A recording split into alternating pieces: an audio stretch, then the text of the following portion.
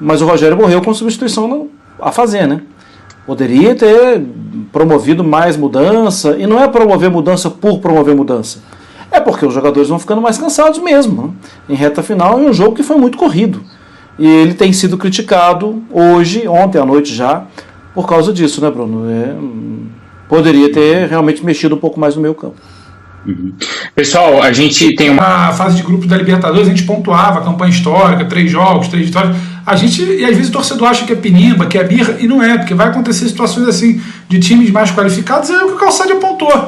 Você não retarda, você não reduz, você fica torcendo, você não compõe, você não tem uma ideia coletiva de final de jogo, de voltar. Se você está dando aquele gás até o último minuto em busca do gol, você precisa dar também para não tomar esse gol. Tem outro time do outro lado do campo, não é só você que está buscando. E aí na carona do que você falou, Vitor, que eu queria pontuar da coletiva do Rogério, já vamos entrar no assunto do Pedro, que eu acho que também é interessante que o William está querendo. Ele fala que o lance do segundo gol é simplesmente uma situação de transição defensiva. Eu não achei simplesmente uma situação de transição defensiva. O terceiro gol, sim. Não sei se ele se confundiu nas palavras.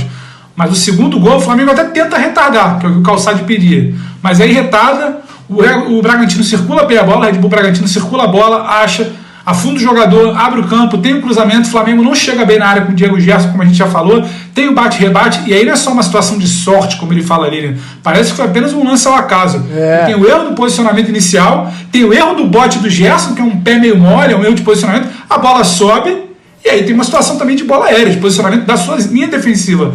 Tô longe de achar que foi uma situação pontual de transição, e tô longe de concordar também do Rogério que foi um erro ali de bate e rebate. Parece que estava batendo na canela de uns 3 caras ali e de repente a bola entrou. Não foi isso. Tinha um conceito ali e tinha uma situação de erro do Flamengo. Fala, Calça. Esses cruzamentos, o tempo todo, o time está só marcando, olhando para a bola. É o seguinte, naquele segundo gol, o Bragantino coloca, eles conseguem, o Flamengo fica dividido dentro da área, uma galera foi para a pequena área, a outra está na marca do pênalti, e os 2 jogadores do Bragantino estão entre essas 2 linhas, dentro da área, para receber o passe. Não é assim.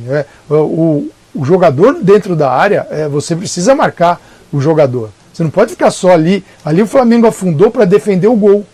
Não é só isso, não é só assim que se joga. Então, sim, tem muito erro conceitual. Exato. Sim, enorme. Depois, não dá para falar. Desculpa, sorte não é sorte. É erro de. Falar em treinamento é difícil, né? Porque os times não treinam. Mas aí, cara, você tem que trabalhar no vídeo, infelizmente, né? E esse é um outro lado do futebol brasileiro. Nós nunca vamos assim atingir a qualidade que a gente pede, fala, aponta os erros, sem poder corrigir isso dentro de campo, né? Então, assim, o que a gente está vivendo aqui, e isso se aprofunda com a pandemia, você vai dilacerando a questão técnica. Às vezes tem bons jogos, às vezes o jogo você percebe que falta conteúdo, porque faltou treinar, porque faltou conversar, ou porque não se sabe arrumar, ou porque não se consegue tempo para isso, e a gente vai levando a qualidade do nosso jogo lá para baixo. Então, assim, sempre é bom tocar nisso, porque também não dá para ficar falando aqui, passar um linha todo, ignorando a quantidade de partidas que as equipes brasileiras fazem ao longo de um mês, sem contar os desfalques também que a equipe está sendo submetida em relação de competição de Copa América, né? Só seus 2 meias, um voltou de Covid, o Pedro da Seleção Olímpica. Quer dizer, é um festival de absurdos que os clubes têm que suportar. Assim, e suportam porque também nunca fizeram nada para resolver. Outra coisa aí, João, que chamou a atenção então nessa coletiva, é a história do Pedro. Anotei até aqui, ó. Decisão administrativa. Não há participação minha. O Rogério deveria ter voz, né, na liberação do Pedro, ou João Guilherme? Olha, eu acredito que ele, em algum momento, será consultado, né? Mas o Flamengo já divulgou. Vocês estão ouvindo o João? Não estou ouvindo o João Guilherme, não. O João tá mutado pra gente no Discord, mas está saindo na TV. A gente quer te ouvir, João Guilherme. Ele pode ser ouvido. Nós não podemos ouvi-lo porque ele não quer que a gente escute. É só pagar a caixinha no final do programa. Só pagar aquela caixinha bacana, Pedro. Né? É aquela caixinha bacana. Mas, mutei aqui para ficar ouvindo atentamente vocês aqui no que vocês estão falando em relação à participação do time do Flamengo. Mas respondendo sobre o Pedro, eu acredito acredito que em algum momento o Rogério será ouvido sobre o tema. Porém, essa é uma decisão da diretoria do Flamengo e da presidência do Flamengo. E aí entra o lado político na situação, né? Porque o Flamengo já vem se desentendendo com a CBF há algum tempo. O Flamengo solicitou que o Pedro não fosse convocado, como outros clubes fizeram e foram atendidos, e o Flamengo não. O Pedro foi convocado. Então o Flamengo, além de achar que o Pedro é um jogador caro e muito importante em momentos decisivos que estão chegando, como por exemplo da Libertadores da América, mesmo não sendo um titular hoje absoluto, mas é bom ter uma opção como Pedro no momento decisivo de Libertadores da América. Então, pelo que o Flamengo diz, é uma decisão que vem acima do Rogério Ceni, né? O Flamengo não vai liberar o Pedro. E, obviamente, que o Rogério Ceni ficará contente de poder contar com o Pedro, porque é importante ter um jogador como esse, que seria titular em qualquer time do futebol brasileiro, num momento decisivo como vem por aí Libertadores da América e outros jogos que estão também chegando. E digo mais, William, até se o treinador pedir para o jogador não ser convocado, isso não tem que passar pelo... O treinador tem que falar com o jogador, mas a decisão tem que ser administrativa, porque no final das contas o treinador lida com o atleta e o atleta quer ir. Então isso pode gerar, estou indo muito no detalhe, tá? Isso você pode acha que gerar... ele não tem que se envolver isso mesmo? Eu tô entendendo o que você está falando, porque eu compartilho do teu pensamento. Então, isso pode gerar alguma insatisfação. Porque a situação do jogador que quer ir para a Olimpíada, ela é muito confortável, né? Porque ele não vai perder a vaga no clube. Ele volta da Seleção Brasileira Olímpica, da inútil Seleção Brasileira Olímpica, e volta para o clube dele, onde ele está bem remunerado, onde ele é respeitado e querido pela torcida, onde ele pode melhorar cada vez mais como atleta, onde ele pode ganhar projeção de mercado, onde ele pode ganhar títulos que vão pesar muito na sua carreira, que vão ser muito importantes.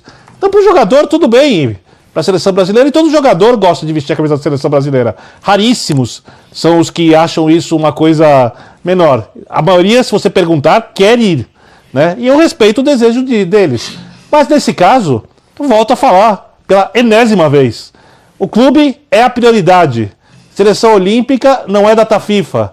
A Seleção Olímpica, quando ganha um título de Olimpíada, não torna o futebol brasileiro maior, né? Se a Seleção Brasileira for campeã do mundo, tem um peso gigantesco. O peso da Seleção Olímpica é nulo, zero.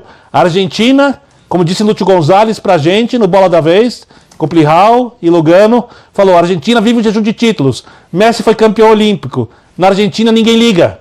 A Argentina que raramente consegue uma medalha de ouro olímpica, né? O Brasil ainda consegue mais medalhas, até porque tem uma população muito maior, então tem mais condições de revelar atletas na sua fraquíssima estrutura esportiva, que privilegia apenas o futebol e quem sabe o vôlei, né? No máximo.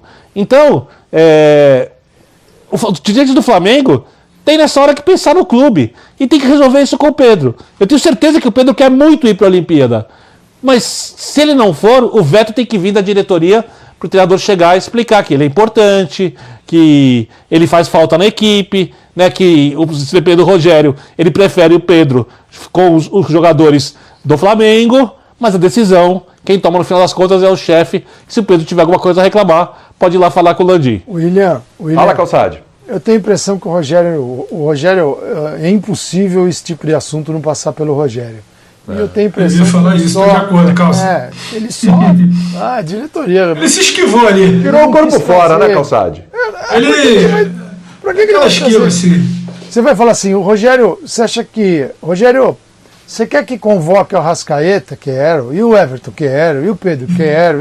Não, isso. Não convoque ninguém. Então, seguinte. O jogador quer ir, vamos respeitar. A diretoria já sabe, vai lá e a diretoria resolveu tal, e ele não se mete nisso com o jogador não fazer bico, não vão perguntar para ele sobre CBF, um monte de coisa que ele não precisa responder, até porque é o seguinte, né? Hoje a cabeça do Rogério está desse tamanho, você percebeu ali, é a derrota.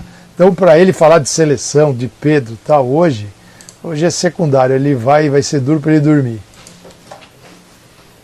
Fala, Pedro. Eu acho que tem uma situação, eu estou muito com calça nessa. Acho que o Rogério preferiu muito mais evitar a fadiga ali.